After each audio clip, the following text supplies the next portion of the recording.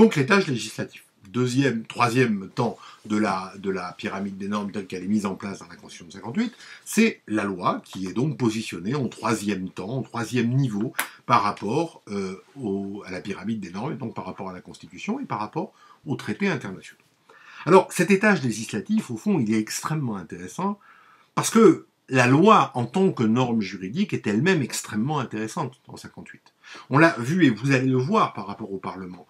Au fond, la loi produite par le Parlement, symbole du Parlement et symbole de la démocratie parlementaire, était aussi, sous la 4ème République, le symbole de la toute-puissance parlementaire. Et donc, tout naturellement, la Constitution de 58, ayant été adoptée dans une optique de réduction des pouvoirs du Parlement, et ayant été adoptée dans une optique de, au fond, faire en sorte que le Parlement ne soit pas très puissant, eh bien au fond, cette volonté de réduire la place du Parlement dans le système va aboutir à une volonté de réduire et d'encadrer la place de la loi dans le système juridique. Et c'est aussi au nom de ça que va être créé le Conseil constitutionnel, faire en sorte que la loi ne soit plus toute puissante. On y reviendra tout à l'heure, mais je dirais la loi est le symbole à la fois de la réorganisation de l'ordre juridique français à partir de 58, mais elle est aussi le symbole du fait que l'ordre juridique est le produit d'une volonté politique de déparlementarisation du système tel qu'il existait en 1946. Et donc, la loi, je dirais à l'échelle de cette pyramide des normes, la loi, elle va être confrontée à un certain nombre d'éléments. D'abord, premier élément, on l'a vu, et vous allez le voir en TD, l'adoption de la loi fait l'objet de conditions nouvelles et particulières qui font que le gouvernement, parlementarisme rationalisé, dispose de moyens très importants pour imposer sa vision du travail parlementaire. C'est le cas pour l'ordre du jour, c'est le cas pour les conditions d'examen, c'est le cas pour la loi, c'est le cas pour le vote de la loi, c'est le fameux article 49.3, c'est le système du vote bloqué, du vote sans débat, de l'urgence, etc., etc. Et donc, le système français, la loi parlementaire telle qu'elle existe, elle repose sur un principe qui est le principe de sa soumission, entre guillemets, à la volonté de l'exécutif, en tout cas à l'encadrement de l'exécutif.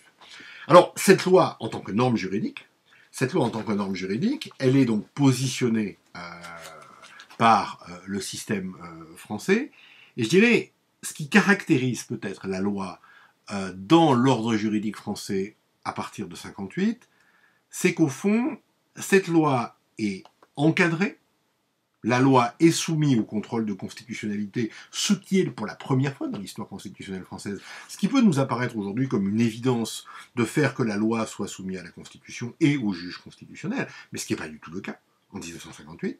Donc la loi est contrôlée, mais surtout, la loi, je dirais, elle est limitée, elle est normée. Elle n'est pas uniquement normée par le fait qu'il existe des normes juridiques supérieures et un gardien de ces normes juridiques supérieures. Elle est normée par le fait qu'au fond, la loi parlementaire est en quelque sorte encadrée de manière horizontale par d'autres types de lois ou d'autres types de normes. Et que le pouvoir législatif, ce qui est très important, c'est que non seulement il est encadré, mais il est aussi concurrencé. Le pouvoir législatif du Parlement est concurrencé par l'existence de mécanismes juridiques extra-parlementaires, plus ou moins, qui permettent d'adopter des lois ou de limiter le pouvoir de la loi. Alors, dans ce domaine-là, 3 articles sont absolument fondamentaux à comprendre d'emblée pour positionner le système de la loi. Le premier article, je ne vais pas y revenir considérablement parce qu'on l'a déjà vu, on va y revenir ensemble, c'est l'article 11 de la Constitution. L'article 11 de la Constitution, on l'a vu, prévoit la mise en place d'un référendum législatif. Alors il y a quelques domaines dans lesquels le référendum est mis en place, mais dans ces domaines-là, il existe 2 parlements, ou il existe 2 pouvoirs législatifs, le Parlement et le peuple. Et le peuple peut très bien être saisi dans les conditions d'application de l'article 11 pour adopter une loi, si j'ose dire, à la place du Parlement. Et souvenez-vous, ce qu'on a dit et ce qu'on a étudié ensemble quand on a étudié l'adoption de la Constitution de 58. Dans l'esprit des auteurs de la Constitution, notamment du général de Gaulle, même si ça ne s'est pas exactement retrouvé comme ça dans le cadre du texte constitutionnel terminal, le référendum a pour objet de résister ou de dépasser un blocage parlementaire. La première rédaction de l'article 11 était de dire, au fond, grosso modo, nous mettrons en place un référendum si le Parlement refuse d'adopter la loi. Et donc, il y a des lois référendaires qui sont placées juridiquement à côté des lois parlementaires. Et quand je dis juridiquement à côté, ça veut dire qu'elles ont juridiquement le même niveau. C'est-à-dire qu'il n'y a rien dans la Constitution qui pose le principe de la suprématie d'une loi adoptée par référendum à côté d'une loi adoptée par le Parlement. À tel point d'ailleurs que le Parlement peut très bien modifier une loi qui avait été adoptée préalablement par le référendum. Donc, égalité et concurrence d'un pouvoir législatif, égalité juridique, mais pas réellement égalité dans la pratique, puisque on a vu que, l'article 11 avait été utilisé pour adopter des lois constitutionnelles, de manière un peu dérogatoire et évidemment inconstitutionnelle, mais ça avait été utilisé plusieurs fois et parfois à succès. Et puis deuxième limitation, les lois adoptées par référendum, en tout cas dans le cadre de la procédure classique de l'article 11, on verra un petit peu plus loin dans le cours que c'est plus tout à fait le cas dans le cadre d'une procédure hypothétique d'application d'un référendum d'initiative minoritaire, mais dans le cadre de la procédure classique, les lois adoptées par référendum ont quand même une supériorité de facto par rapport aux lois parlementaires, c'est que le Conseil constitutionnel refuse de les examiner. Le Conseil constitutionnel, qui aurait très bien pu le faire, refuse d'examiner la loi référendaire. Alors, ça date de 1962 et ça, pour l'instant, toujours été à peu près confirmé. Et donc, même conformes à la Constitution, en tout cas même n'étant pas officiellement des révisions constitutionnelles, ces lois ne sont pas soumises au contrôle de constitutionnalité. Donc, on a déjà une première limitation du rôle du Parlement comme auteur de la loi, c'est la notion de référendum législatif telle qu'elle existe à l'article 11 de la Constitution. La deuxième grande innovation de la Constitution, la deuxième grande mutation du système constitutionnel français au regard de la loi, c'est évidemment la mise en place de deux articles de la Constitution, l'article 34 et l'article 37 de la Constitution. Article 34, article 37 de la Constitution, article très important, qui, en fait, article 34, détermine le domaine de la loi, détermine quelles sont les matières qui seront, par application de la Constitution, de la compétence du Parlement, et l'article 37 vient dire, il y a à côté de la loi un pouvoir réglementaire autonome. Alors on a déjà parlé de ce concept de pouvoir réglementaire autonome. Qu'est-ce que ça veut dire? Ça veut dire que l'exécutif, en l'occurrence ici le Premier ministre, va disposer du droit d'adopter des actes juridiques qui viennent non pas appliquer la loi. On n'a pas besoin d'une loi et d'un décret pour appliquer la loi ici. On a un décret qui n'a pas besoin de loi pour exister, d'où le concept de pouvoir réglementaire autonome. Alors, ce pouvoir réglementaire autonome, c'est pas complètement une mutation du droit de la Ve République. Il existait sous la Troisième et sous la Quatrième République, mais il était beaucoup moins important. Et surtout, ce qui est très important sous la Ve République, c'est que si on regarde bien l'application de l'article 34 et de l'article 37, ou plutôt la rédaction de l'article 34 et de l'article 37, on a la sensation que le principe, c'est la compétence du Premier ministre par le biais du pouvoir réglementaire autonome, et que l'exception, c'est la compétence du Parlement, puisque les matières législatives sont listées, et l'article 37 renvoie, pour le reste, c'est de la compétence du gouvernement. Et donc, du Premier ministre. Et donc, on a cette dualité. Si on devait représenter les tâches législatives, on pourrait le représenter en deux parties égales. Un pouvoir législatif, un pouvoir réglementaire autonome, de même niveau juridique, a priori, sachant qu'il existe dans la Constitution, alors je sais que c'est un peu compliqué, mais il faut essayer de comprendre, il existe dans la Constitution une autre forme de pouvoir réglementaire, qui est le pouvoir réglementaire d'application. C'est-à-dire que dans les domaines où le Parlement est compétent pour adopter une loi, l'exécutif peut prendre ensuite des actes administratifs dont l'objet est d'appliquer la loi, de mettre en œuvre la loi. Et donc on a deux séries de pouvoirs réglementaires. Un pouvoir réglementaire d'application, évidemment les dispositions d'application doivent être conformes à la loi, et un pouvoir réglementaire autonome qui n'a pas besoin, au fond, d'être conforme à la loi pour exister. Alors, c'est une mutation très importante, et ça a été considéré en 1958 comme une véritable révolution. Ça a été considéré comme une véritable révolution, d'autant que la Constitution ne se bornait pas à affirmer le principe de l'existence d'un article 34 et d'un article 37 d'un domaine de la loi et d'un domaine du règlement, la Constitution mettait en place des mécanismes juridiques spécifiques de nature à vérifier que l'un n'empiète pas sur l'autre, et que notamment le Parlement ne dispose pas et ne prenne pas des compétences qui relèveraient du gouvernement et du Premier ministre. Et donc, on a la mise en place de deux systèmes. Au fond, on a la mise en place d'un système de surveillance des décrets. Le Conseil d'État peut parfaitement contrôler un décret et considérer que ce décret empiète sur le domaine de la loi, mais il existe également un mécanisme qui oblige la loi à respecter son domaine de compétence, et il existe notamment toute une série de dispositions que vous verrez en TD, notamment le fameux article 41 de la Constitution, c'est-à-dire la possibilité d'un examen de recevabilité, mais il existe surtout un article 37 alinéa 2 de la Constitution qui permet un contrôle de constitutionnalité.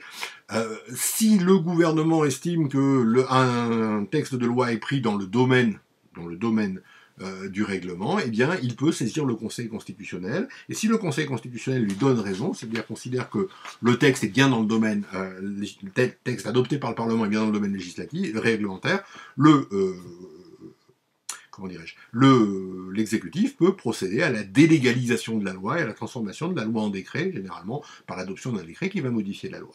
Donc il est mis en place, on met en place un système qui a pour objet de faire en sorte, et vous l'étudierez dans le document, que le règlement et la loi ne s'empiètent pas. Et donc évidemment, a priori, cette constitution, elle a été un peu considérée comme très attentatoire à la loi. Pour la première fois, véritablement, on remettait en cause le principe de la supériorité de la loi, de la toute-puissance de la loi, et on essayait au contraire de faire en sorte que l'exécutif dispose de compétences normatives importantes qui permettent un contrôle de l'action du Parlement. Et c'est d'ailleurs en partie pour ça que l'on a créé le Conseil constitutionnel. En réalité, les choses sont plus compliquées que ça. Elles sont plus compliquées que ça, pourquoi ? Parce que, comment dirais-je, la Constitution n'a pas été véritablement appliquée ou totalement appliquée dans le sens d'une suprématie ou d'une trop grande réduction du domaine de la loi. D'abord, parce que si on lit l'article 34, pratiquement tout y est. Toutes les questions importantes sont dans l'article 34. On ne voit pas bien, au fond, quelles sont les dispositions que la loi ne pourrait pas véritablement utiliser, ou quels sont les grands domaines que la loi ne pourrait pas utiliser. Donc, ça c'est la première chose. La deuxième chose, c'est que le Conseil constitutionnel, et ça c'est important, n'a pas joué le rôle de gardien de la loi, de réducteur de la loi, mais au contraire a protégé la loi. Il a protégé la loi, d'abord en considérant que d'autres dispositions constitutionnelles pouvaient donner compétence au Parlement. Il existait des articles de la Constitution, c'est une décision de 2 juillet 1965, il existait des articles de la Constitution qui permettaient de conférer à une matière législative, à une matière de la dimension législative, en dehors même de l'application de l'article 34. Deuxième idée, le Conseil constitutionnel a été assez libéral sur l'interprétation de l'article 34, car l'article 34, au fond, il est rédigé, là encore vous le lirez, de manière différente. On a la sensation, en le lisant, qu'il y a dans l'article 34 deux situations. Il y a des situations dans lesquelles la loi fixe des règles, et des situations dans lesquelles la loi détermine des principes fondamentaux. Donc le Conseil utilise, la rédaction de la Constitution utilise les deux possibilités, la loi fixe les règles dans tel ou tel domaine, et détermine les principes fondamentaux dans tel ou tel autre domaine. Et on s'est demandé si cette différence de vocabulaire n'entraînait pas une différence de régime juridique. Avec l'idée peut-être que dans certains cas, le Parlement était moins compétent parce que fixer les principes fondamentaux, ce n'est pas poser les règles. Le Conseil constitutionnel a estimé qu'il n'y avait pas ici de différence juridique à faire et que le Parlement était compétent d'une manière équivalente dans les deux situations. Il l'a fait d'ailleurs par respect ou en respect de la volonté des auteurs de la Constitution. Alors si on interroge les auteurs de la Constitution, ils disent clairement que lors de la rédaction, on a surtout voulu éviter une répétition et qu'il n'y avait pas nécessairement de la volonté des rédacteurs de l'article 34 de distinguer les deux systèmes. Mais le Conseil constitutionnel a considéré qu'il n'y avait pas de différence. Et puis, le Conseil constitutionnel, et c'est une disposition importante, a pris une autre série de dispositions plus audacieuses, qui consiste à dire, au fond, si le Parlement adopte une loi et que dans cette loi, il y a des notions qui sont de la compétence du règlement. Si le gouvernement n'a pas fait usage des moyens que met à disposition la Constitution pour s'opposer à ce vote, donc des moyens spécifiques, je les évoquais tout à l'heure, eh bien si le gouvernement n'a rien fait au moment du vote, il ne peut pas saisir ensuite le Conseil constitutionnel en demandant l'application de l'article 61 de la Constitution. L'article 61 de la Constitution, c'est le contrôle de constitutionnalité générale. Pour le Conseil constitutionnel, il n'est pas, et vous le verrez dans le cours, c'est pas un motif d'inconstitutionnalité que de venir dire la loi a été adoptée, la loi a été adoptée en utilisant des éléments qui sont du domaine réglementaire. Il y a des procédures pour ça. Si elles ne sont pas utilisées, c'est pas l'article 61 qui va s'appliquer. Et donc, on voit bien, alors il y a toute une évolution jurisprudentielle que vous étudierez, mais on voit bien au fond que le Conseil constitutionnel était assez protecteur du rôle de la loi. Et d'ailleurs, il a développé déjà faire quelques remarques, mais il a développé une jurisprudence extrêmement importante en matière législative, en essayant de, au fond, protéger la loi, en essayant de faire en sorte que la loi va avoir un véritable rôle et une véritable position dans le système juridique français. Donc c'est quelque chose d'extrêmement important. On est dans ce principe-là. Donc cette grande révolution, article 34, article 37, elle n'est pas très importante, elle n'est pas si fondamentale que ça, vous verrez ça dans le texte. Notez d'ailleurs qu'il n'y a pas que le Conseil constitutionnel qui est véritablement... il n'y a pas que le Conseil constitutionnel qui est véritablement modifié ou protégé la loi. Le Conseil d'État l'a fait aussi dans un arrêt très important du 26 juin 1959, l'arrêt syndicat général des ingénieurs conseils, le 26 juin 59, pareil que vous verrez en deuxième année. Globalement, et là pour faire simple, le Conseil d'État accepte de contrôler les règlements autonomes, c'est-à-dire il accepte de leur appliquer une forme de contrôle de légalité, alors au travers de la notion de principe général du droit, mais c'est quelque chose d'extrêmement important.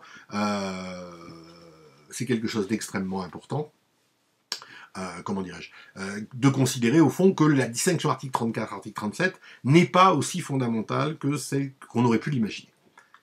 Dernier point dans cette notion de pouvoir législatif, on a vu l'article 11, on a vu l'article 34-37, il y a un dernier article qu'on doit évoquer, c'est l'article 38. Alors on doit l'évoquer d'ailleurs pour des raisons évidemment juridiques, pour des raisons fondamentales, mais on doit l'évoquer également parce que, il est d'actualité. Il est d'actualité aujourd'hui, puisque vous savez qu'on va parler d'une urgence particulière compte tenu de l'épidémie du coronavirus, que le gouvernement va essayer de proposer un état d'urgence sanitaire, et qui va le faire vraisemblablement par l'application de l'article 38 de la Constitution. Cet article 38, qu'est-ce que c'est ? Ben, globalement, c'est un article. Alors, il faut comprendre sa mécanique. C'est un article qui est techniquement compliqué, mais intellectuellement assez simple. Sa mécanique, c'est de dire, dans certaines circonstances, avec l'accord du Parlement, le gouvernement va devenir compétent pour statuer dans les domaines de compétence du Parlement. C'est-à-dire qu'il y a en fait une délégation de compétences du Parlement vers le gouvernement. Et donc, pour parler de manière triviale, le gouvernement va pouvoir utiliser le pouvoir législatif à la place du Parlement, puisque le Parlement a accepté de lui conférer ce pouvoir législatif. Alors, comprendre l'article 38 nécessite de remonter un peu en arrière, de remonter à la Troisième République. À la Troisième République, on a un Parlement tout-puissant, mais un Parlement qui n'est pas très efficace. C'est un peu une république charnière, la Troisième République. La France devient un État moderne. Et donc, un État moderne a besoin d'avoir un pouvoir décisionnel important. Le Parlement n'est peut-être pas l'organe le plus performant en matière de décision rapide, de décision économique notamment, et donc, le Parlement de la Troisième République va beaucoup déléguer ses pouvoirs, va beaucoup voter des habilitations réglementaires, c'est-à-dire qu'il va donner au gouvernement le droit de statuer à sa place. Et ça a été assez critiqué, et on a considéré que c'était sûrement une des causes de la dysfonctionnement de la Troisième République. Et donc en 1946, quand on a adopté la Constitution de 46, la Quatrième République, on a tenté de réduire ce principe, de réduire de réduire cette pratique, et la réduction de cette pratique a abouti en 1946 à l'adoption et à l'inscription dans la Constitution d'un article 13. L'article 13 était a priori très clair, l'Assemblée nationale vote seule la loi, elle ne peut en déléguer le droit. L'Assemblée nationale donc vote seule la loi, elle ne peut pas déléguer ce pouvoir législatif. L'article 13 de la Constitution pose le principe de l'impossibilité pour le Parlement de déléguer sa compétence législative. Sauf que c'est compliqué. Sauf que la 4ème République, elle va très vite se trouver confrontée à des difficultés, notamment économiques, politiques, de majorité. Et donc, qu'est-ce qui va se passer? Eh bien, le 17 août 1948, on va voter une loi. Et cette loi réintroduit la notion de délégation parlementaire. C'est-à-dire que la loi va venir dire, au fond, quelque chose que la Constitution ne veut pas. La loi de 48 vient dire qu'il est possible que le Parlement délègue sa compétence. Et notamment, il y a un article 6 de la loi qui est extrêmement intéressant, la loi donc du 17 août 1948, qui dit au fond qu'il existe des matières, des domaines, par nature réglementaire.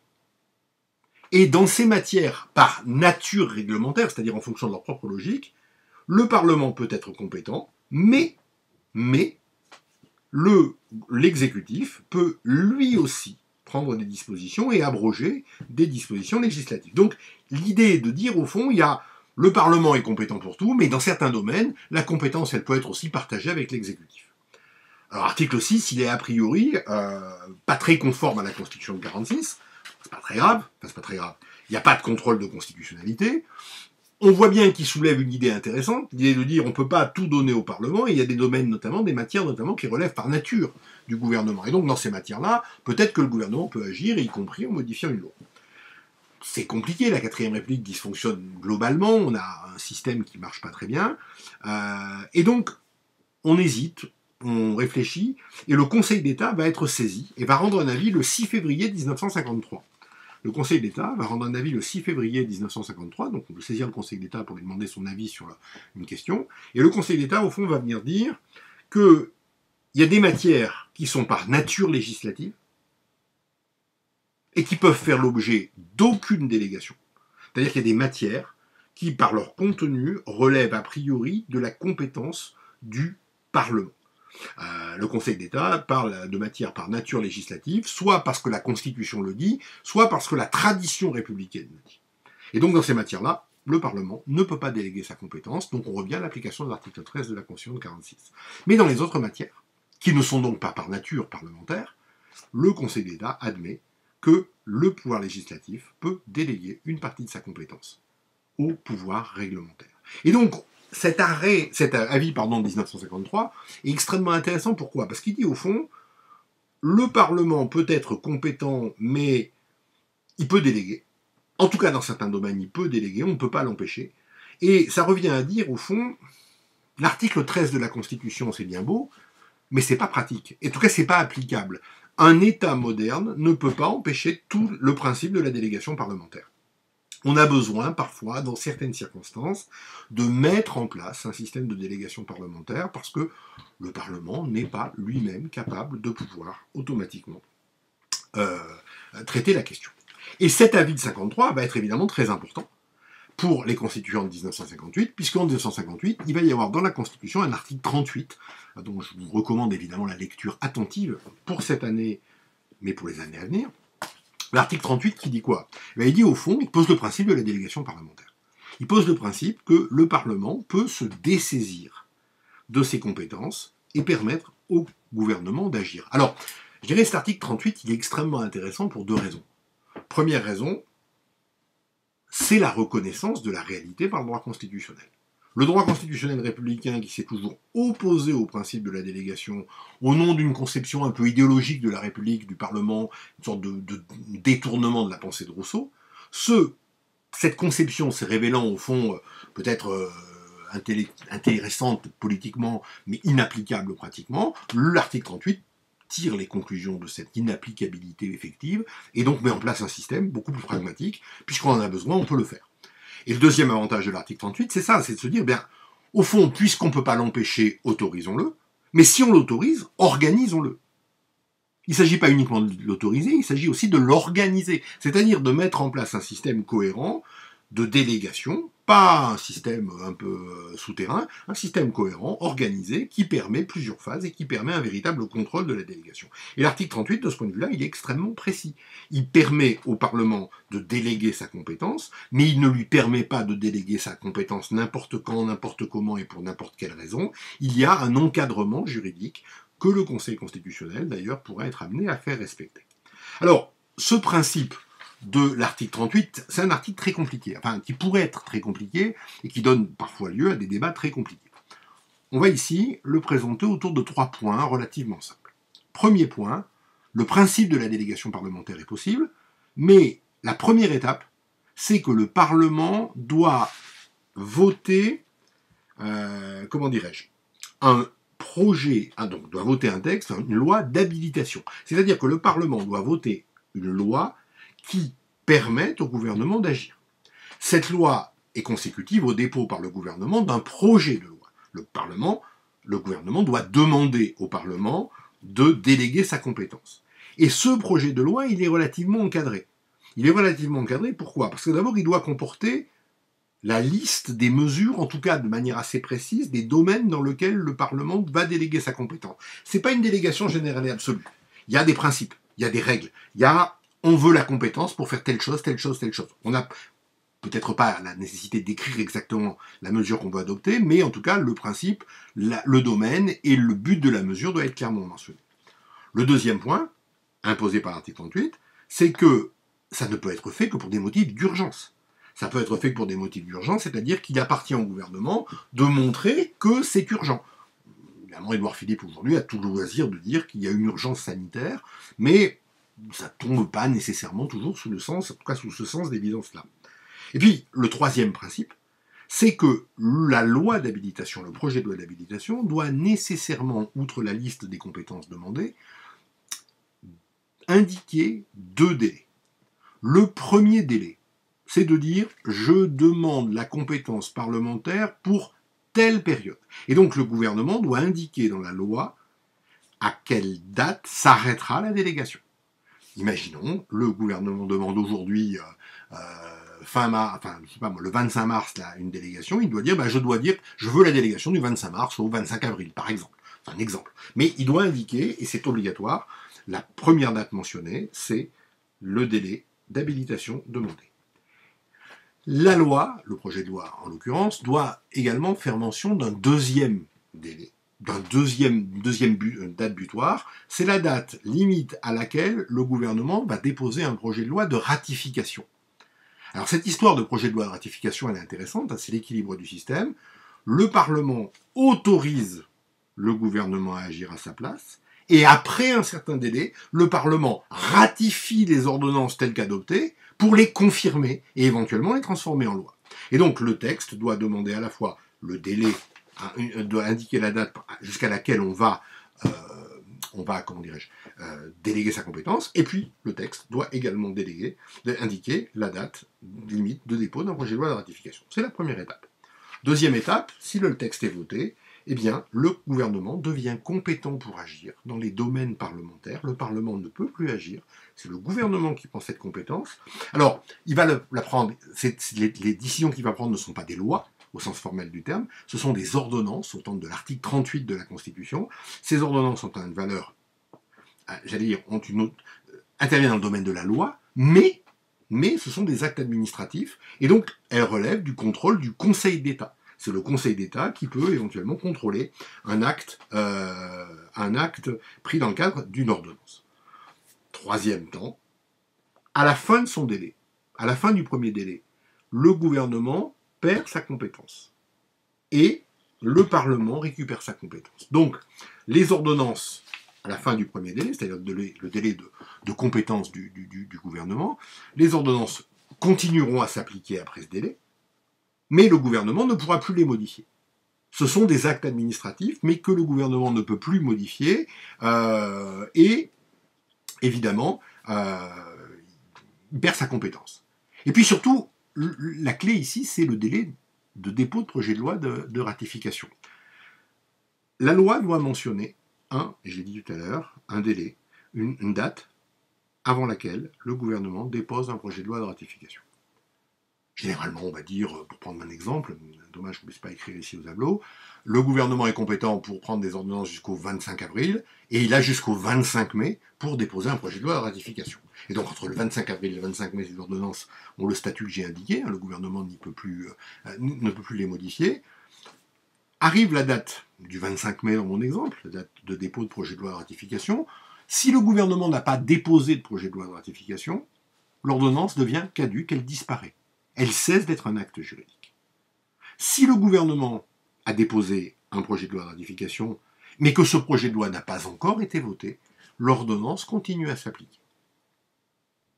Tant que le Parlement n'aura pas statué, l'ordonnance, si le projet de loi a été déposé dans les temps, l'ordonnance va pouvoir continuer à s'appliquer. En revanche, quand le Parlement va prendre sa compétence, va statuer sur le projet de loi de ratification de l'ordonnance, deux possibilités. Première possibilité, le Parlement ratifie les ordonnances, elles continuent à s'appliquer, mais elles sont de la compétence désormais du Parlement. Deuxième possibilité, le Parlement ne ratifie pas l'ordonnance, et dans ces cas-là, l'ordonnance devient caduque, elle cesse d'exister. Donc voilà le système qui a été mis en place. Alors c'est un système qui est mis en place de manière extrêmement claire, extrêmement précise, et sachant que je dirais la précision du système a été encore augmentée en 2008, puisque avec la grande révision constitutionnelle du mois de juillet 2008, il a été posé un principe que les lois de ratification sont des lois explicites. Avant, on admettait que la ratification puisse être faite par l'intermédiaire d'une loi implicite, c'est-à-dire une loi qui reprenait le texte de l'ordonnance sans préciser véritablement qu'elle l'a ratifié. Désormais, c'est impossible. Donc, je dirais l'article 38, de ce point de vue-là, il est assez symptomatique de cette nouvelle conception de la loi. Désormais, le Parlement peut déléguer sa compétence et donc le gouvernement peut devenir, entre guillemets, législateur, mais il ne peut le faire qu'avec l'accord du Parlement, pour une durée déterminée, et de manière assez claire et assez précise. C'est-à-dire qu'il n'y a pas nécessairement une possibilité absolue de pouvoir déléguer cette compétence de manière totale. Donc voilà, globalement, moi, ce que je voulais vous dire dans cette première vidéo sur l'organisation de la pyramide des normes. Constitution, traités internationaux, étage législatif, novation, continuité, et vous avez ici, globalement, le système tel qu'il existe, et il vous appartiendra évidemment d'aller plus loin et de creuser dans cette disposition-là. Merci beaucoup.